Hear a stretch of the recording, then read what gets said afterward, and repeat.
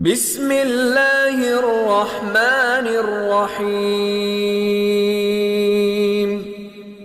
ألهاكم التكاثر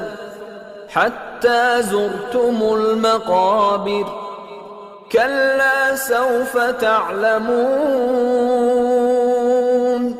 ثم كلا سوف تعلمون كلا لو تعلمون علم اليقين لترون الجحيم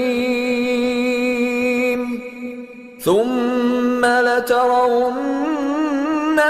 عين اليقين ثم لتسألن يومئذ عن النعيم